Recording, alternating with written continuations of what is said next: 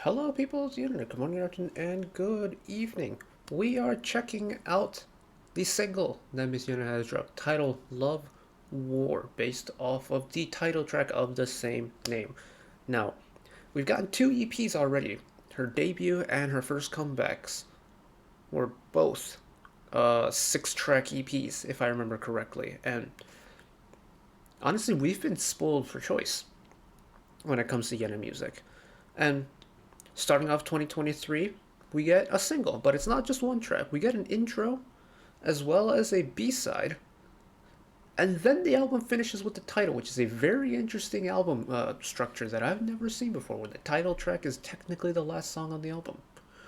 But, less.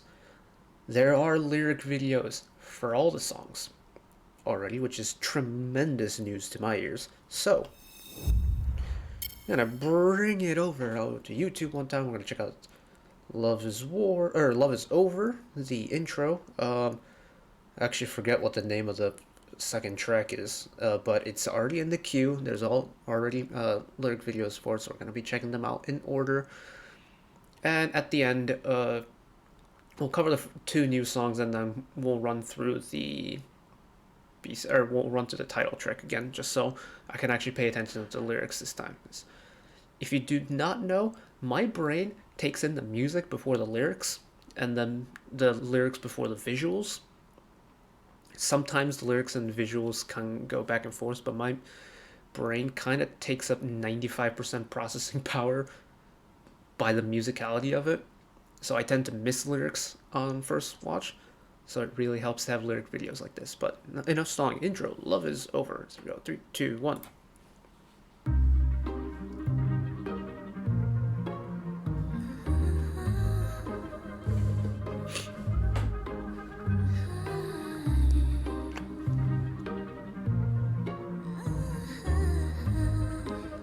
Again, that airy, gentle voice. I know there's like an effect to it, but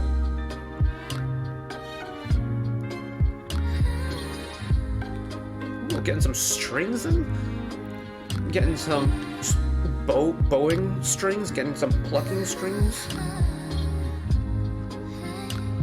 This airy tone though for Yena really works. We got to hear it once, I think, on her track number 1 from the Smartphone EP was a ballad. And we kind of got little glimpses of her singing like the gentle parts. And then during Eyes One ballads, of course, we've gotten her singing this gentle higher tone.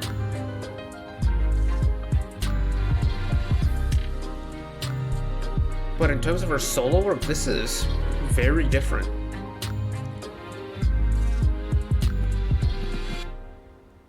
Before I walk away from my life, I want you to know.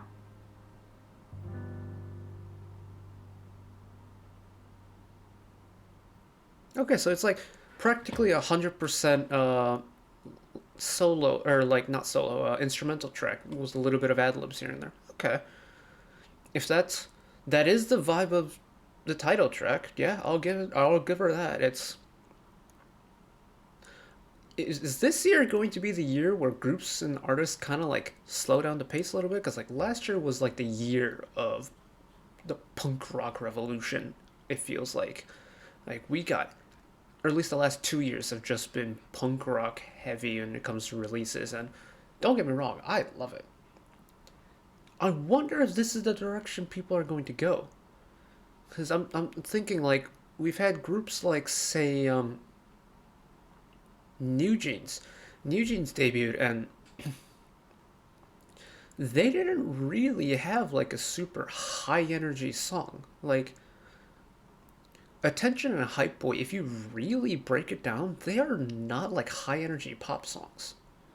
And even moving on to like Ditto and OMG, Triple S had Generations, which was also like, it had some energy here and there, but in like reality, it kind of is a more laid back, like slower paced song. This is also kind of the same. Mind you, this is taking it to an extreme level. But I feel like when it comes to newer releases for like the female artists recently have been like slower. I'm trying to think who else had comebacks recently. We had Primrose debut, and they had a like their B side was again a bit of a more slower like tropical house song. Uh, Dreamcatcher kind of like an anomaly in that because their sound is completely different. Who came back? Got the beat. Maybe it's just that more groups are leading towards that direction. And yeah, it's technically the third week of January now, and I'm tremendously excited to see if that is going to be the trend for this year. But anyways, the B side, which technically is the first proper song on the album and comes before the title track. We'll wash away. Here we go. 3, 2, 1.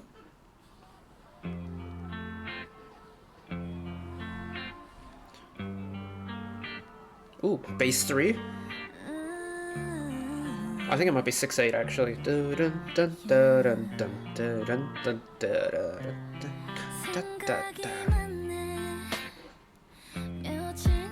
It's either a slow 6/8 or fast 3/4.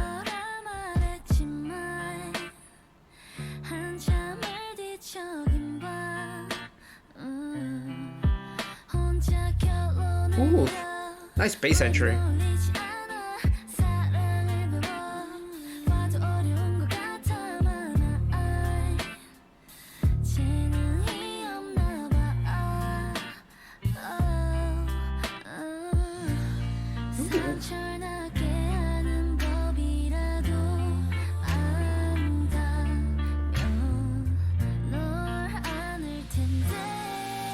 Nice little dissonant note there. Oh, this reminds me of something. This reminds me of like a Western song. I can't remember which one though.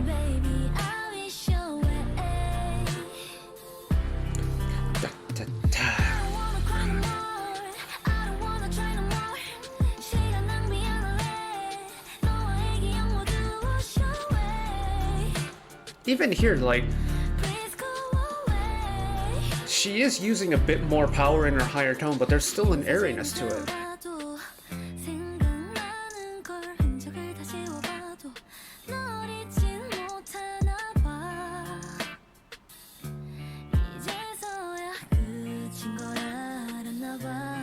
Nice layering there. Ooh, a little bit of a head note whistle there.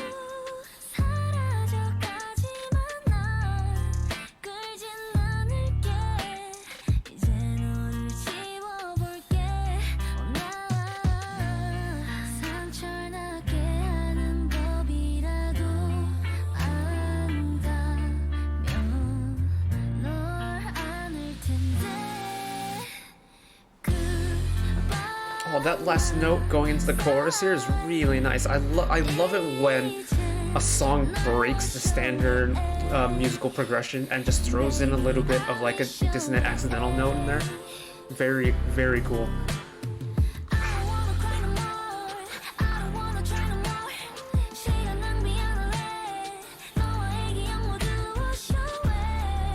Very nice pacing in this chorus here in terms of like the delivery.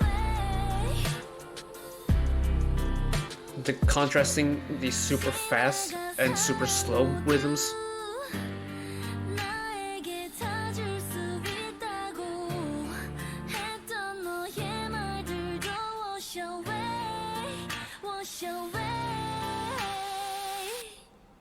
Little break.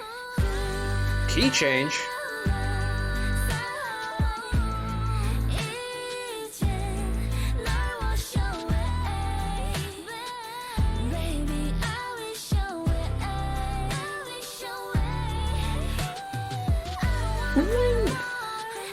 Getting up there with that head voice.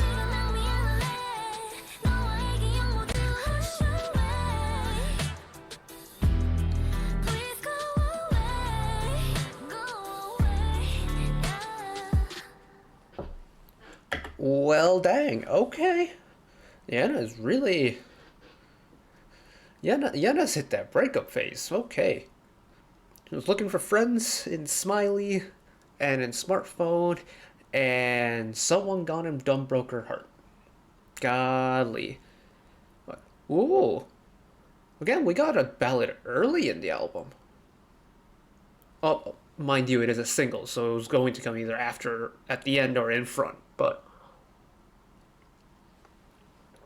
it's it very much feels like a Western teen romance movie. And there's like, take this first scene.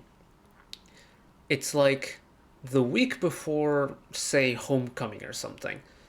Walking, group of friends walking down the hall, and one of them sees their significant other talking to another person at their locker. Person A assumes that person B, their significant other, is cheating on person A. There's a whole big scene. It ends suddenly, like, I can't do this anymore, yada yada yada. The relationship ends. Person A runs off into distance. Person B is too stunned to speak. This type of song plays in the background as each person A and person B are coming to their true feelings. That kind of scene. It's fitting for that type of scene in like a movie or a TV show. And it's so, I reckon like this entire album for me is just going to be emotional whiplash, because I need to get over the fact that Yena isn't just going to be 100% smiley and bubbly all the time. Even though like her solo music, I've associated her solo music with that type of feeling, but I need to ingrain it into my head that that's not the case anymore.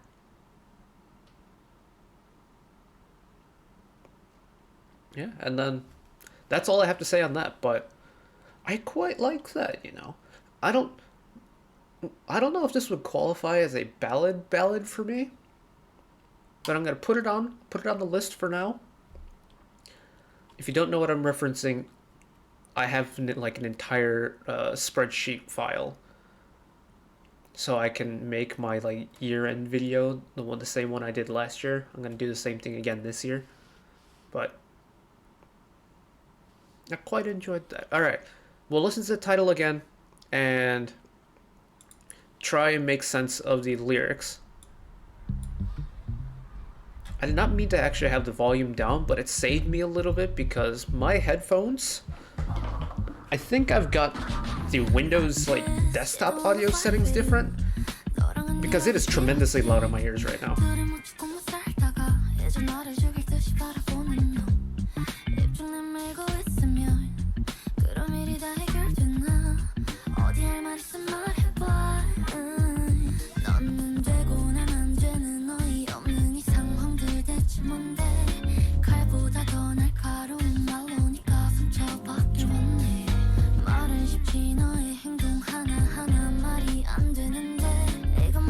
The way she ends words that end in day or hey, oh, just the way her airy voice trails off the AE sounds, oh.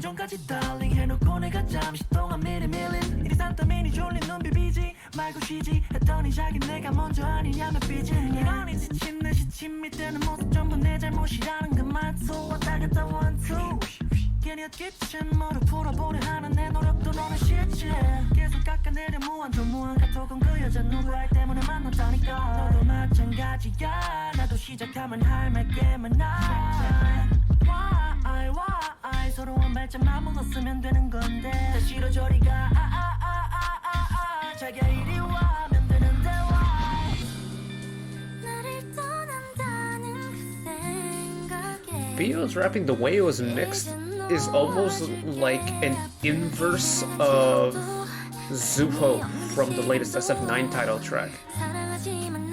Like the predominant voice in that song was his Zuho's lower tone with a higher tone mixed in behind it. With Bio's verse, it's the other way around. Especially towards the beginning, there's a very subtle low end layered below, and that slowly gives way to the high tones that Bio has. But now we get Bio on the bottom, using the octave displacement.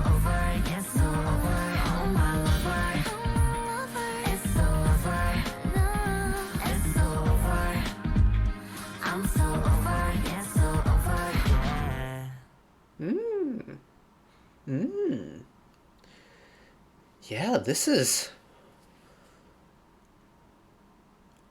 a very different time. It's exactly what I expected this era to be, but at the same time, not what I expected to be. I thought us going into this era, from the concept pictures alone, that instead of going with the happy rock, pop, punk rock vibe, thought she was gonna go with the darker, almost like emo rock type sound, kind of like a harder rock song, kind of like what TXT's been doing recently. No, she did go darker.